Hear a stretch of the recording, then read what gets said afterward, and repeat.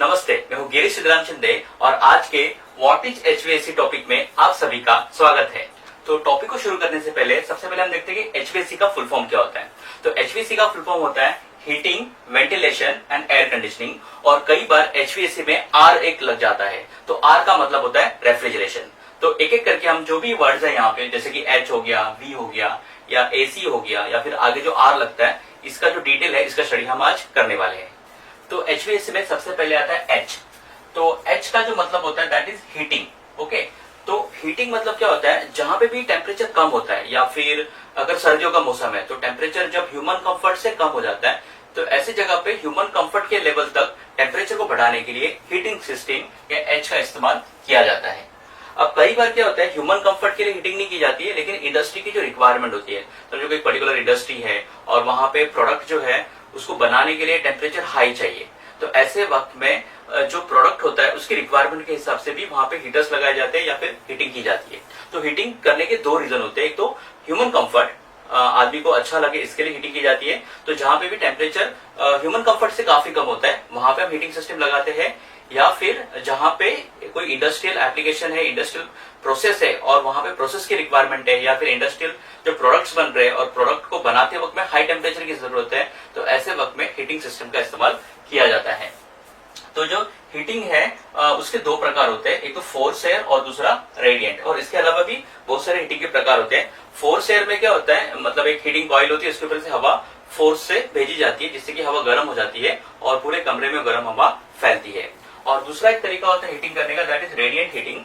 तो radiant heating में क्या होता है, आपके जो वॉल्स होते हैं या फ्लोर्स होते हैं उसमें पाइपिंग होती है, उसमें से गर्म पानी जाता है और वो जो गर्म पानी है वो वॉल को या फ्लोवर्स को गर्म करता है और जिससे रूम में गर्मी पैदा होती है। तो इस तरीके से रेडिएंट हीटिंग भी होती है और फोर्स जो एयर है उससे भी हीटिंग की जाती है। अब आगे देखेंगे हीटिंग करने के लिए कौन से इक्विपमेंट जो है अवेलेबल है उसको हम लोग देखेंगे। तो यहाँ पे आप देखोगे तो गैस, इलेक्ट्रिक, ऑयल फर्नेसेस होती है जिसमें गैस जलाया जाता है, या फिर इलेक्ट्रिक हीटर्स से हम हवा को गर्म कर सकते हैं, या फिर ऑयल जला के गर्मी को पैदा कर सकते हैं, या फिर बॉयलर्स होते हैं जिसमें से पानी को गर्म किया जाता है और पानी को गर्म करने के लिए आइदर ऑयल यानी तेल का इस्तेमाल किया जाता है या फिर गैस का इस्तेमाल किया जाता है, या फिर हीट पंप सिस्टम्स होती है। हीट पंप सिस्टम मतलब उल्टा एयर कंडीशनर का जो रिवर्स सिस्टम होता है उसको हम हीट पंप बोलते हैं। तो हीट पंप में क्या होता है, बाहर से गर्मी को खींच के रूम के अंदर लाया जाता है। तो बेसिकली हीट पंप मतलब क्या हो गया, आपका जो एयर कंडीशनर है उसका कंडेंसर यूनिट अगर हम अंदर लगाते हैं और अगर रूम यूनिट बाहर लगाते हैं तो वो हीट पंप हो गया। तो इस तरीके से हीट पंप लगा के भी जो है हीटिंग सिस्टम जो है वो की जा सकती है। तो एक अलग अलग तरीके हो गए जिससे कि रूम में गर्मी पैदा की जा सकती है। एप्लीकेशन जैसे मैंने बताया कि कहाँ पे हीटिंग सिस्टम यूज होती है, तो जैसे कि बाहर की जो कंट्रीज होती है जहां पे टेम्परेचर काफी कम होता है, तो ऐसी जगह पे हम क्या यूज करते हैं, हीटिंग सिस्टम्स यूज करते हैं। और दूसरा जैसे मैंने बताया इंडस्ट्रियल प्रोसेसिंग, एक पर्टिकुलर इंडस्ट्री है, कोई कंपनी है जहां पे कोई चीज बन रही है और वो चीज को बनाते वक्त में उसको हाई टेम्परेचर की जरूरत है, तो ऐसे वक्त में वहां पे ये जो अलग अलग इक्विपमेंट्स हैं, हीटर्स या फिर फर्नेसेस या फिर हीट पंप या फिर बॉयलर्स, इनका इस्तेमाल करके वहां पे हीट जनरेट की जाती है और हीट वहां पे प्रदान की जाती है। हीटिंग करने का और एक तरीका होता है, मोस्ट ऑफ आप जब देखते हो जो अलग अलग टाइप की बिल्डिंग्स होती है, तो बिल्डिंग्स में आज की तारीख में अगर आप देखोगे तो उसमें ग्लासेस का यूज बहुत बढ़ गया है। तो ये जो टेक्नोलॉजी है ये मोस्ट ऑफ हम लोग ने वेस्टर्न कंट्रीज से फॉलो की हुई है। वेस्टर्न कंट्रीज में ग्लास लगाने का रीजन क्या होता था, वहां पे उनको कूलिंग नहीं चाहिए, उनको हीटिंग चाहिए।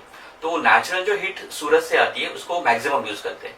तो मोस्ट ऑफ वो क्या करते हैं, उनकी जो ईस्ट फेसिंग जो उनकी वॉल होती है या फसाड बोलते हैं बिल्डिंग का, या फिर ईस्ट और वेस्ट में जो फसाड होते हैं वहां पे वो लोग क्या लगाते हैं, ग्लासेस लगाते हैं। तो जो सूरज की नेचुरल लाइट आती है वो मैक्सिमम बिल्डिंग के अंदर आती है और जिससे कि नेचुरली हीटिंग हो जाता है। तो बेसिकली ये जो ट्रेंड आ गया है ग्लास बिल्डिंग का, वो वेस्टर्न कंट्रीज से आया है और वो यूज करने का रीजन क्या है, उनको बिल्डिंग को हीट करना होता है और उनको ये सारी सिस्टम्स यूज नहीं करनी होती क्योंकि इसमें एनर्जी ज्यादा खर्च होती है। तो एनर्जी बचाने के लिए ग्लास बिल्डिंग का इस्तेमाल ज्यादा से ज्यादा वहां पे किया जाता है और नेचुरल तरीके से भी वहां पे हीटिंग जो है की जाती है। तो एचवीएसी में दूसरा जो अक्षर है दैट इज वी, और वी का मतलब होता है वेंटिलेशन। तो वेंटिलेशन मतलब क्या करना, हवा को बदली करना। अब जो एक कोई कमरा है और उसमें अगर हवा चेंज नहीं होती है, तो हवा अगर चेंज नहीं होगी तो उस कमरे में जो है ह्यूमिडिटी बढ़ती है, नमी जो है उसको वहां की बढ़ती जाती है। बाद में ऑर्डर मतलब उसमें बदबू आ सकती है कमरे के अंदर, उसके बाद में उसमें धुआं आ सकता है, अगर कोई वहाँ पे प्रोसेस चल रही है, किचन वगैरह है तो वहां से धुआं आ सकता है, या फिर वहां पे गर्मी बढ़ती है, अगर हवा को हम बदली ना करें, चेंज ना करें, वेंटिलेशन ना करें, तो वहां पे क्या होगा, गर्मी भी पैदा हो सकती है, धूल हो सकती है, बैक्टीरिया वहां पे जमा हो सकता है, और धीरे धीरे अगर वहां पे इंसान है और सांस ले रहे हैं तो वो ऑक्सीजन लेंगे और कार्बन डाइऑक्साइड को छोड़ेंगे, तो हवा में धीरे धीरे ऑक्सीजन का परसेंटेज कम हो जाएगा और कार्बन डाइऑक्साइड का परसेंटेज वहां पे बढ़ते जाएगा। और ये सारी जो चीजें हैं, जैसे कि मैंने अभी बताया कि जो धूल है या फिर हीट है या फिर ह्यूमिडिटी है, बदबू है, धुआं है, कार्बन डाइऑक्साइड है, बैक्टीरिया है, ये सारे जो है इंसान के शरीर के लिए हानिकारक होते हैं, और इसके लिए रूम में वेंटिलेशन होना बहुत बहुत जरूरी होता है। इसके लिए आप कभी भी देखो, पहले जमाने में जो घर बनाए जाते थे उसमें बड़ी बड़ी खिड़कियां दी जाती थी या फिर वेंटिलेशन का पूरा ध्यान दिया जाता था, लेकिन आज की तारीख में जब क्लोज बिल्डिंग्स होती है तो शायद हमें जो मैकेनिकल वेंटिलेशन सिस्टम्स होती है उसके ऊपर हम लोगों को ज्यादा भरोसा रखना पड़ता है। तो वेंटिलेशन जो है, वेंटिलेशन के दो तरीके होते हैं। आप अगर देखोगे तो इसमें एक नेचुरल वेंटिलेशन होता है और एक मैकेनिकल वेंटिलेशन होता है। पहले जमाने में ज्यादा करके नेचुरल वेंटिलेशन जो है इस्तेमाल होता था, तो हम दरवाजे, खिड़की जो है इसका इस्तेमाल करते थे, जिसकी वजह से नेचुरली हवा कमरे के अंदर आती थी और नेचुरल वेंटिलेशन होता था। लेकिन आज की तारीख में बिल्डिंग्स टोटली पैक होती है, कांच की बिल्डिंग होती है, तो ऐसे वक्त में नेचुरल वेंटिलेशन ज्यादा नहीं होता, तो वहां पे हमें मैकेनिकल या फिर फोर्स वेंटिलेशन वहां पे करना पड़ता है, और अलग अलग फैंस या ब्लोअर्स लगा के वहां पे वेंटिलेशन किया जाता है। तो बेसिकली जब भी हम नेचुरल वेंटिलेशन करते हैं, जैसे मल्टीपल विंडोज देते हैं, जैसे पुरानी हवेली अगर आप देखोगे, घर देखोगे, तो उसमें क्या होता है, बहुत बड़ी बड़ी खिड़कियां होती है और बहुत सारी खिड़कियां वहां पे दी जाती थी। क्रॉस वेंटिलेशन के लिए वहां पे व्यवस्था की जाती थी, ताकि एक जगह से हवा आती है और दूसरी जगह से हवा बाहर निकल के जा सके, इस तरीके से वहां पे अरेंजमेंट की जाती थी। तो इस तरीके से वेंटिलेशन जो है करने का रीजन क्या है, वेंटिलेशन करने से सारी की सारी हवा चेंज हो जाती है और नई फ्रेश एयर वहां पे आती है, जिससे कि हम बीमार नहीं होते। तो हमें बीमारी से बचाने के लिए वेंटिलेशन होना या वेंटिलेशन करना बहुत जरूरी होता है, और वेंटिलेशन करने के लिए हम नेचुरल या फिर मैकेनिकल तरीके का इस्तेमाल करते हैं। अब वेंटिलेशन सब जगह पे जरूरी है, मतलब अगर घर भी होगा तो वहां पे वेंटिलेशन होना जरूरी है, और उसके लिए व्यवस्था होती है, जैसे एग्जॉस्ट फैन तो हम लगाते हैं जिससे कि वेंटिलेशन जो है हो जाता है। लेकिन इसके अलावा वेंटिलेशन कहाँ कहाँ पे किया जाता है, जो कमर्शियल किचन होते हैं, जैसे कि होटल है, ओके, या फिर बेकरीज है, तो वहां पे बहुत सारा धुआं या स्मोक आ जाता है, खाना जब पकाते हैं वहां पे धुआं आ जाता है, तो उसको हटाना बहुत जरूरी होता है, और उनके लिए कंपल्सरी वहां पे मैकेनिकल जो सिस्टम्स होती है, वेंटिलेशन सिस्टम, उसका लगवाना बहुत जरूरी होता है। और दूसरा होता है कार पार्किंग्स। नॉर्मली जो कार पार्किंग्स होती है वो बेसमेंट में होती है। अब बेसमेंट में हवा नहीं जाएगी, हवा जो है जैसे जैसे हम जमीन से ऊपर जाएंगे वहां पे हवा का फ्लो ज्यादा होता है, लेकिन जमीन के नीचे हवा का फ्लो नेचुरली नहीं होता, तो वहां पे आपको बाहर की हवा को खींच के लेके आना पड़ता है। तो कार पार्किंग में आपको ज्यादा करके जो वेंटिलेशन सिस्टम्स होती है उसको इंस्टॉल करना पड़ता है। उसके बाद में टनल्स मतलब जो पहाड़ वगैरह होती है उसमें से जब रास्ता निकालते हैं हम लोग, तो वहां पे पहाड़ के अंदर जो बड़े बड़े टनल्स होती है, तो 1-1 किलोमीटर, 2-2 किलोमीटर, 5-5 किलोमीटर के अगर टनल्स होंगे तो उसमें वेंटिलेशन नहीं होता, उसमें हवा नहीं जाती। तो शायद ऐसा हो सकता है कि उसके अंदर जाने के बाद में अगर ऑक्सीजन ना हो तो सफोकेशन हो सकता है, हमें घुटन से महसूस हो सकती है, और उसको टालने के लिए टनल्स में आप फैन आपको लगे हुए नजर आएंगे। तो बेसिकली वेंटिलेशन फैंस होते हैं, तो हर एक टनल में आपको वहां पे वेंटिलेशन के लिए सिस्टम्स दिखाई देती है, मैकेनिकल वेंटिलेशन वहां पे होता है। बाद में वेयर हाउसेस, जहाँ पे सामान रखा जाता है फैक्ट्री का या कोई भी प्रोडक्ट है वहां पे जिसको स्टोर करके रखते हैं, तो उसको बोलते हैं वेयर हाउसेस, और वेयर हाउसेस में भी वेंटिलेशन सिस्टम का होना बहुत जरूरी होता है। अदरवाइज वहां पे जो बैक्टीरिया वगैरह है उसका ग्रोथ हो सकता है, और जो भी रखा हुई चीज है वो शायद वहां पे खराब हो सकती है। इसके लिए वेयर हाउसेस में भी वेंटिलेशन सिस्टम लगाई जाती है। जैसे मैंने बताया बेसमेंट्स में कार पार्किंग होती है, बेसमेंट भी होगा नॉर्मली, तभी भी वहां पे ज्यादा करके नेचुरल एयर नहीं जाती, ऑक्सीजन वहां पे नहीं जाता, तो वहां पे आपको वेंटिलेशन सिस्टम इंस्टॉल करनी पड़ती है। वेल्डिंग वर्कशॉप, जहाँ पे भी वेल्डिंग का काम चलता है वहां पे काफी सारा धुआं निकलता है, और उस धुआं को हटाने के लिए वहां पे वेंटिलेशन सिस्टम जो है लगवाई जाती है। और फाउंड्री मतलब जहाँ पे लोखंड का काम चलता है, और ऐसी बहुत सारी इंडस्ट्रियल प्रोसेस होती है कि जहाँ पे गर्मी पैदा होती है, और उस गर्मी को निकालने के लिए वहां पे वेंटिलेशन सिस्टम जो है इंस्टॉल की जाती है। तो HVAC में आगे का अक्षर है AC, और AC का मतलब होता है एयर कंडीशनिंग। ओके, तो एयर कंडीशनिंग का जो यूज है या फिर फंक्शन है, फंक्शन क्या होता है, एयर कंडीशनर टेम्परेचर को कंट्रोल करता है, फिर ह्यूमिडिटी को कंट्रोल करता है, उसके बाद में एयर को सर्कुलेट करता है और एयर को फिल्टर करने का भी काम करता है। तो ये जो एयर कंडीशनर होते हैं, ये एयर कंडीशनर फिर दो टाइप के एयर कंडीशनर होते हैं, एक होता है कंफर्ट एयर कंडीशनर और दूसरा होता है इंडस्ट्रियल एयर कंडीशनर। तो बेसिकली कंफर्ट एयर कंडीशनर क्या होता है, जैसे मैंने आपको बताया कि comfort air conditioner human comfort के लिए स्पेशली डिजाइन किया जाता है, जो 24 डिग्री सेल्सियस टेम्परेचर को मेंटेन करता है, 50% आरएच होती है वहां पे, एयर को सर्कुलेट करता है और एयर को फिल्टर करता है। तो ये जो एयर कंडीशनर है ये हम लोग नॉर्मली घर में लगाते हैं, ऑफिस में लगाते हैं, बैंक में लगाते हैं, सिनेमा हॉल्स में लगाते हैं। तो ह्यूमन कंफर्ट के लिए जो एयर कंडीशनर लगाए जाते हैं उसको बोलते हैं कंफर्ट एयर कंडीशनर।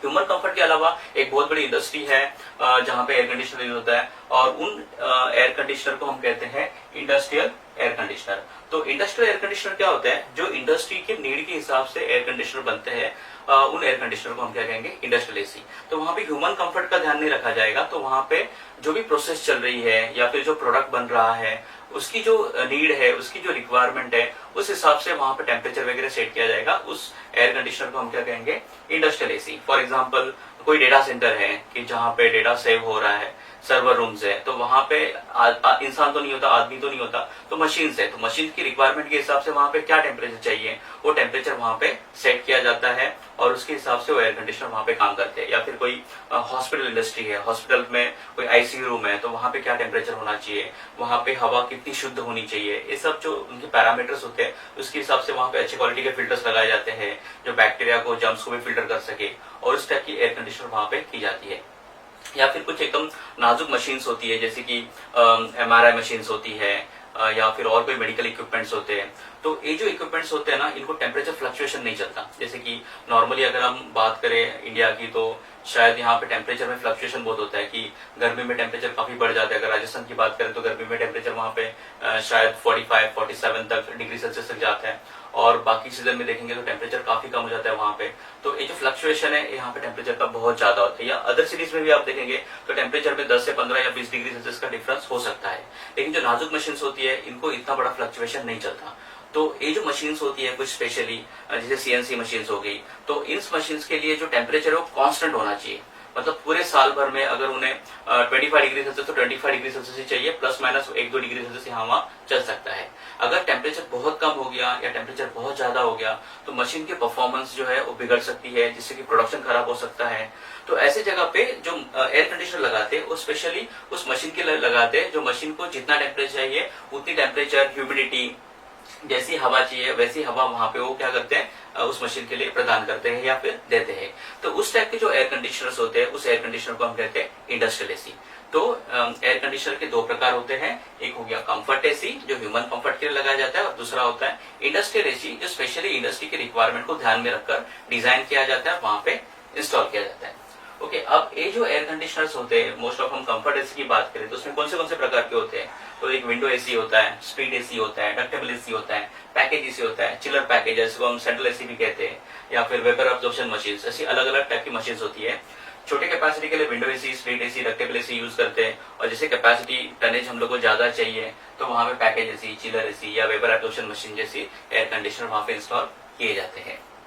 तो जैसे एप्लीकेशन मैंने ऑलरेडी बता दिया कि कंफर्ट एसी जो है ऑफिस में, बैंक में, सिनेमा हॉल में, होटल्स में और बहुत सारे एप्लीकेशंस होते हैं वहां पे यूज कर सकते हैं। और इंडस्ट्रियल एसी जो है मेडिकल इक्विपमेंट के लिए स्पेशली यूज होता है, या फिर क्लीन रूम्स होते हैं जहाँ पे फार्मास्यूटिकल कंपनी है, वहां पे कोई दवाई बन रही है तो दवाई को बनते वक्त में कुछ स्पेशल ह्यूमिडिटी चाहिए, स्पेशल टेम्परेचर चाहिए, स्पेशल क्लीन एयर की जरूरत है, तो ऐसे वक्त में वहां पे इंडस्ट्रियल एसी लगाया जाता है। या फिर ऑपरेशन थिएटर्स है तो ऑपरेशन थिएटर्स में आपको एयर प्रेशर थोड़ा सा ज्यादा चाहिए ताकि बाहर की हवा अंदर ना आ सके, तो उसको पॉजिटिव प्रेशराइजेशन वगैरह कहते हैं। तो उस तरीके से एसी को डिजाइन किया जाता है ताकि वहां पे प्रेशर जो है पॉजिटिव रहे और बाहर की हवा या उसके साथ में बैक्टीरिया अंदर इंटर ना करे, और जो भी टेम्परेचर रिक्वायरमेंट है ऑपरेटिंग रूम्स का और क्लीनलीनेस जरूरत है वो सब उसके हिसाब से एयर कंडीशनर को डिजाइन किया जाता है और वहां पे इंस्टॉल किए जाते हैं। तो एचवीएसी में कई बार आगे जाके एक वर्ड आता है आर, और आर का मतलब होता है रेफ्रिजरेशन। तो basically what is refrigeration? Refrigeration मतलब किसी भी पदार्थ का टेम्परेचर वातावरण के टेम्परेचर से कम करने की प्रक्रिया को रेफ्रिजरेशन कहते हैं। मतलब कोई भी पदार्थ है उसका टेम्परेचर अगर हमने वातावरण के टेम्परेचर से कम कर दिया तो उसका क्या हो गया, उसको रेफ्रिजरेशन हम कहेंगे। अब बेसिकली रेफ्रिजरेशन करते क्यों है? तो रेफ्रिजरेशन हम लोग बर्फ बनाने के लिए कर सकते हैं, और वो बर्फ जो है आगे जाके हम खाने के पदार्थ है उसमें उसको प्रिजर्व करने के लिए, उसको संरक्षित करने के लिए बर्फ का इस्तेमाल किया जा सकता है। या फिर जो पानी होता है या फिर सॉफ्ट ड्रिंक्स होते हैं तो उसको ठंडा करने के लिए भी रेफ्रिजरेशन का इस्तेमाल किया जाता है। और तीसरा खाने को प्रिजर्व करने के लिए, जो भी फिश है, मीट है या फिर सब्जी है, फल है, उसको ज्यादा देर तक संरक्षित करने के लिए या प्रिजर्व करने के लिए रेफ्रिजरेशन का इस्तेमाल ज्यादा करके किया जाता है। तो जो रेफ्रिजरेशन है उसके जो अगर टाइप्स अगर आप देखोगे तो रेफ्रिजरेशन में मैकेनिकल रेफ्रिजरेशन सिस्टम होती है या फिर एब्जॉर्प्शन सिस्टम जो है इसको यूज करके हम रेफ्रिजरेशन कर सकते हैं। कई बार हम लोग थर्मोइलेक्ट्रिक रेफ्रिजरेटर भी यूज करते हैं। अलग टाइप के एक रेफ्रिजरेटर मार्केट में आए जिसको हम थर्मोइलेक्ट्रिक रेफ्रिजरेटर कहते हैं, जिसमें कंप्रेसर नहीं होता, वो थर्मोइलेक्ट्रिक इफेक्ट के ऊपर काम करते हैं। कई बार इवेपोरेटिव कूलिंग से भी रेफ्रिजरेशन की जाती है। तो अलग अलग तरीका होता है, लेकिन इसमें मोस्ट कॉमन जो रेफ्रिजरेशन मेथड है that is mechanical refrigeration system. हर एक जगह पे most of mechanical refrigeration system से ही जो कूलिंग है वो कूलिंग की जाती है। आप रेफ्रिजरेशन के अगर आप इक्विपमेंट देखोगे तो हम घर में जो रेफ्रिजरेटर यूज करते हैं वो क्या हो गया, रेफ्रिजरेशन का इक्विपमेंट हो गया। या फिर मेडिकल रेफ्रिजरेटर्स भी होते हैं जिसमें दवाई रखी जाती है, दवाई प्रिजर्व की जाती है। फिर इसके अलावा अगर आप देखोगे तो इक्विपमेंट्स में आता है बॉटल कूलर, जिसमें डिस्प्ले कूलर बोलते हैं, जिसमें सॉफ्ट ड्रिंक्स रखे जाते हैं या पानी की बोतल रखी जाती है, चॉकलेट्स रखे जाते हैं तो डिस्प्ले कूलर होते हैं। या फिर डीप फ्रीजर होता है जहाँ पे हम शॉप में जाके आइसक्रीम लेते हैं, तो वो जो आइसक्रीम जहाँ पे रखा जाता है उस मशीन को हम डीप फ्रीजर कहते हैं। इसके अलावा अगर हम देखेंगे तो रेफ्रिजरेशन में कोल्ड स्टोरेज प्लांट होते हैं या फिर आइस कैंडी प्लांट होते हैं जिसमें आइस कैंडीज बनती है, या आइस प्लांट होता है जहाँ पे बर्फ की बड़ी बड़ी सिलियां बनाई जाती है। इसके अलावा जो है जो आइसक्रीम मशीन्स होती है या फिर जो आइस क्यूब्स होते हैं, आइस क्यूब बार में ज्यादा करके यूज होते हैं, रेस्टोरेंट में यूज होते हैं, तो उसके लिए आइस क्यूब बनाने के लिए भी जो मशीन होती है वो रेफ्रिजरेशन में आती है। और एक बहुत बड़ी इंडस्ट्री है ट्रांसपोर्ट रेफ्रिजरेशन, जहाँ पे दूध है जो सिटीज में लाया जाता है। सिटीज में तो दूध बनता नहीं है, तो आजू बाजू के जो गांव होते हैं वहां से जो मिल्क है वो लाया जाता है, तो उसको लाने के लिए ट्रांसपोर्ट रेफ्रिजरेशन की जरूरत होती है। या फिर जो सब्जियां होती है, मीट होता है, फिश होता है, ये सब जो है एक जगह से दूसरी जगह पे लाया जाता है, रेस्टोरेंट में वगैरह या घर तक आपके लाया जाता है, तो उसके लिए जो है आपको ट्रांसपोर्ट रेफ्रिजरेशन की जरूरत पड़ती है। तो ये सारा जो है वो रेफ्रिजरेशन के अंडर आ जाता है। Thank you for watching this video. अगर आपको वीडियो अच्छा लगा तो वीडियो को लाइक और शेयर कीजिए और इससे और वीडियो देखने के लिए मेरे चैनल को सब्सक्राइब कीजिए। हम जल्द मिलेंगे नई वीडियो के साथ में, तब तक के लिए गुड बाय।